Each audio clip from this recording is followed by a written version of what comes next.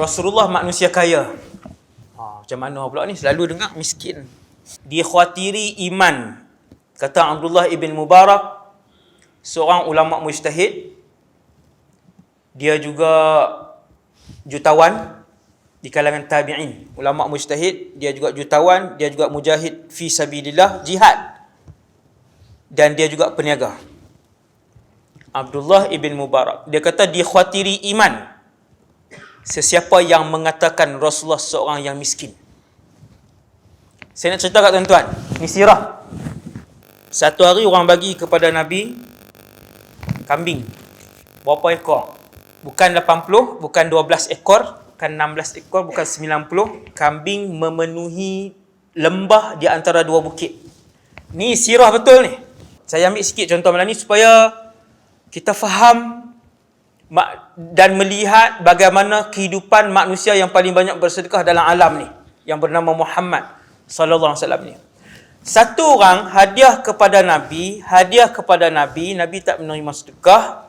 Hadiah kepada Nabi kambing yang memenuhi lembah di antara dua bukit. Lembah di antara dua bukit ni, tuan-tuan mungkin tak boleh bayang. Saya dulu duduk di Syria, belajar di Syria 7 tahun. Antara suasana yang saya pernah melihat ialah suasana yang membayangkan hadis ni. Alhamdulillah, saya puji ya Allah. Bila saya pergi ke perkampungan, pergi kampung, rumah keluarga angkat, pergi kutip anggur. Anggur bukan kita ni, anggur dia ni 3 biji rasa macam kenyang. Macam air. Sana dia segar. Sayuran buah dia segar dan manis. Kemudian saya pergi ke satu kawasan, saya tengok orang bawa arak badui. Saya pernah tidur di kawasan arak badui. Arak badui yang agak moden, dia ada rumah. Tapi bila waktu malam, kesemua ahli keluarga dia keluar membawa guni. Saya pun perhati semua 7-8 orang tu keluar malam. Mereka menghamparkan guni-guni yang besar itu 2 kali guni padi, ataupun guni padi yang kuning tuan. Yang kuning tu, guni ke panggil apa sini? Sama lah. Guni padi itu yang kuning tu 2 kali dia jahit. Waktu malam ni arak badui ni. Waktu malam dia orang keluar rumah, bentangkan di atas padang pasir tu, kemudian semua masuk dalam guni tu tidur. Saya pun tengok kat tingkat. Subhanallah, ajaib. Kemudian bila esok tu tengok dia orang bawa kambing. Kambing dia tuan-tuan bukan 80-150 ekor. Bila dia bawa kambing ni dikawal oleh anjing, dia daripada jauh dia bawa, bila lalu kawasan bukit, kemudian dia masuk kawasan lembah. Penuh lembah. Bila kawanan kambing yang begitu banyak, ribuan ekor memenuhi lembah, harga juta tuan-tuan. Ribuan ekor, harga juta, memenuhi lembah. Saya teringat hadis Nabi sallallahu alaihi wasallam apabila Nabi sedang melihat pemberian hadiah daripada orang. Tuan-tuan, waktu tu Nabi Presiden Islam sedunia di Madinah. Pusat pemerintahan ketika tu di Madinah. Waktu tu Nabi dapat. Di Mekah Nabi tak dapat apa-apa. Nabi sedang melihat seorang diri. Datang seorang badui, kata, "Ya Rasulullah, apa yang kamu buat?" Ni melihat kambing yang dihadiahkan. "Ya Rasulullah, siapa yang bagi?" "Ada orang hadiahkan kepada saya." "Ya Rasulullah, sesungguhnya ia harta yang sangat lumayan." Nabi tengok dia, Nabi kata, "Apakah ia mengujakan kamu?" Dia kata, "Ya." "Ambil ke semua kambing ni," kata Nabi sallallahu alaihi wasallam. Tuan-tuan, manusia hari ni tak boleh buat, sembang boleh. Termasuk penceramah. Tapi kita berusaha untuk bersedekah setiap hari. Alhamdulillah, itu yang kita lakukan. Dan kita nampak rahsia dia. Nabi kata, "Adakah ia mengujakan kamu? Membuatkan kamu terhibur?" Dia kata, "Ya." Nabi kata, "Ambillah kesemuanya." Seronok Arab Badui itu balik ke kampung dia. Dia kata, ayyuhal qaum aslimu. Dia ajak semua orang kaum dia masuk Islam. Dia kaum ni macam Felda tuan-tuan ni lah. Seorang balik, satu. Dia sebut kat semua satu Felda ni. Dia kata, ya qaum ayyuhal qaum aslimu. Fa inna Muhammadan qad a'ta malan la yakhafu ahadunil faqra. Ataupun lan yakhafa ahadunil faqra. Sesungguhnya Muhammad akan memberikan harta yang seseorang itu tidak akan menjadikan fakir. Kata Sayyiduna Anas, kami tahu bahawa Nabi selalu bagi kepada orang bukan Islam harta yang Nabi perolehi. Yang Badui tadi Islam. Dia bawa balik kepada kaum dia, kata Sayyiduna Anas, setiap kali Nabi berdakwah dengan cara yang begitu, asalnya orang itu masuk Islam untuk mendapatkan harta. Tetapi setelah dia peluk Islam, melihat akhlak Rasulullah, kata Sayyidina Anas, mereka lebih menyayangi Islam daripada seluruh isi dunia ni. Cara Nabi berdakwah dua dalam satu. Bantu orang miskin, cari orang suka kepada Islam. Akhirnya pada awalnya nak harta, kata Sayyidina Anas. Sayyidina Anas bukan komen, maksudnya dia ulas peristiwa ni. Dia ulas tindakan Rasulullah yang baik ini. Dia kata kebanyakan ataupun kesemua yang dibantu oleh Rasulullah itu, mereka masuk Islam. Selepas itu mereka menyayangi Islam lebih daripada seluruh isi dunia. Dua. Satu hari Nabi duduk di masjid, kemudian datang barang-barang berharga dirham dan dinar daripada satu negara namanya Bahrain. Sampai hari ini Bahrain ni wujud. Dahulu 1400 tahun yang dahulu, nenek moyang mereka yang masuk Islam saban tahun bermusafir daripada Bahrain pergi ke Madinah. Dia Bahrain ke Madinah tak perlu naik kapal, tak perlu naik bot sebab dia di semenanjung tanah Arab. Saya tak tahu, lebih kurang mungkin 1000 km. 1400 yang lalu ketika Nabi masih hidup, tok nenek moyang mereka daripada Bahrain, satu negara yang sangat terkenal, yang kita boleh baca dalam sirah, tiap-tiap tahun mereka akan himpunkan sebanyak dinar dan dirham.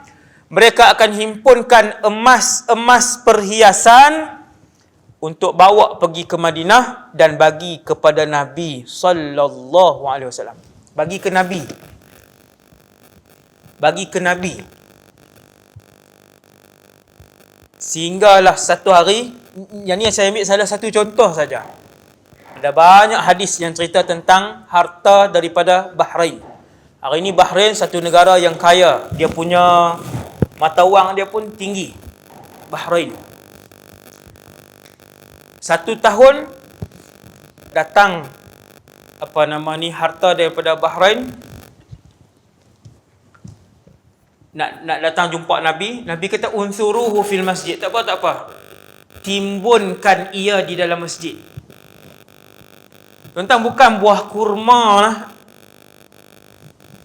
Bahrain bukan bawa buah kurma, bukan dia bawa baju. Unsuruhu fil masjid itu adalah emas dan perak. Kalau kurma, Madinah adalah kurma terbaik, kurma yang paling sedap sejak daripada zaman Rasulullah sebelum Nabi. Kurma Madinah. Yang dibawa daripada Bahrain itu adalah darahim wa dananir. Disebutkan dalam hadis. Sehingga Nabi sebut unsuruhu fil masjid, timbunkan ia dalam masjid. Timbun. Emas ni tuan-tuan cekak saja ratus ribu. Cekak je ratus ribu. Nabi suruh timbulkan di masjid sebab waktu solat dah dekat. Kata sahabat yang meriwayatkan hadis ni, saya lupa tulis nama sahabat tu. Kata sahabat yang meriwayatkan hadis ni, Nabi keluar daripada rumah dia, walam yaltafit ilaih. Nabi tak pandang pun timbunan emas perak tu. Sallallahu alaihi wasallam. Tak teringin.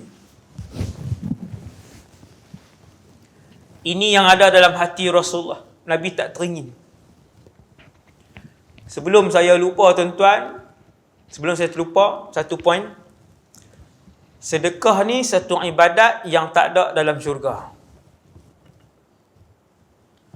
Siapa yang esok mati,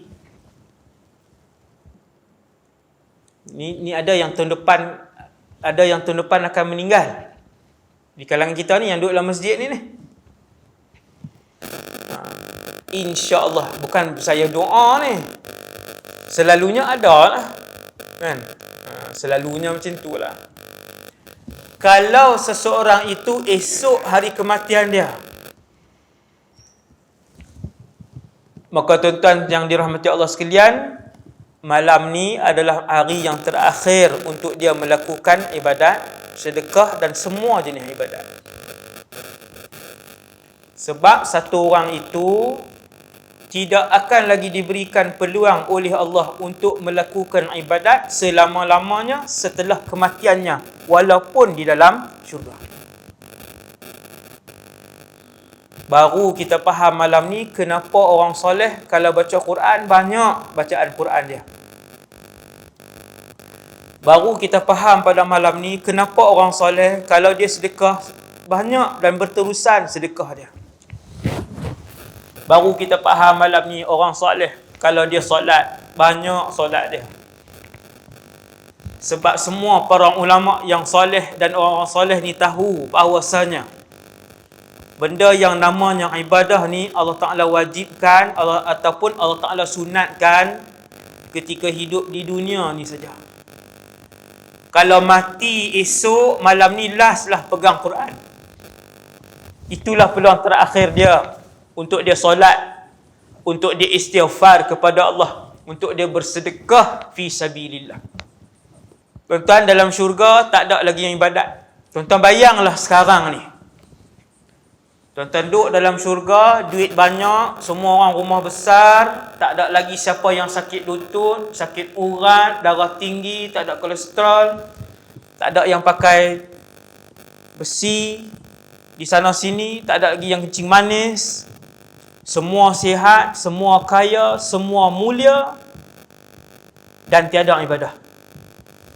Zikir tak ada, umrah tak ada, haji tak ada, sedekah tak ada. Sesungguhnya ia adalah sebuah kehidupan untuk bersukaria, iaitulah kehidupan syurga. Oh, bukan dunia ni ustaz, bukan. Hanya orang bodoh yang mengejar dunia dan menghabiskan saki-baki hidup yang Allah bagi untuk mengejar kemewahan dunia. Tempat seronok di mana? Di dalam syurga Allah.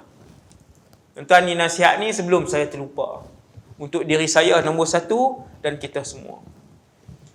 Tak payah kejar. Tak salah berniaga, tak salah ada jawatan, tak salah masyhur. Tapi jangan sampai perniagaan, jawatan dan kemasyhuran itu membuatkan kita meninggalkan akhirat. Kemudian Nabi, kata sahabat yang riwayat hadis ni, Nabi keluar daripada rumah, masuk semayang, Nabi paling pun tidak ke arah harta yang ditimbunkan. Tuan-tuan, ditimbunkan. Banyak mana orang kaya Bahrain bawa mai. Mereka himpunkan daripada seluruh Bahrain, bawa. Kata sahabat yang meriwayatkan hadis ni, wa kana aktsara malin utiya bihi Rasulullah sallallahu alaihi wasallam. Itu adalah harta yang paling banyak yang pernah didatangkan daripada Bahrain kepada Rasulullah. Bagi ke Nabi, bukan bagi kepada perbendaharaan negara. Bagi kepada Rasulullah. Ni yang nak bagi tahu, Nabi seorang yang kaya, tetapi Nabi tidak pernah mengekalkan kekayaan yang Nabi dapat pada waktu tengah hari sampai waktu petang. Tak pernah kekal. Sebelum petang akan habis. Nabi masuk dalam masjid, Nabi lalu tepi harta tu, kata sahabat, kami perhati Nabi. Nabi toleh pun tidak kepada timbunan emas tu. Terus ke tempat imam, Nabi imamkan solat, habis semayang Nabi wirid, Nabi pergi ke tempat itu, kata para sahabat, kami melihat Nabi membahagi-bahagikan harta itu kepada semua orang miskin di Madinah.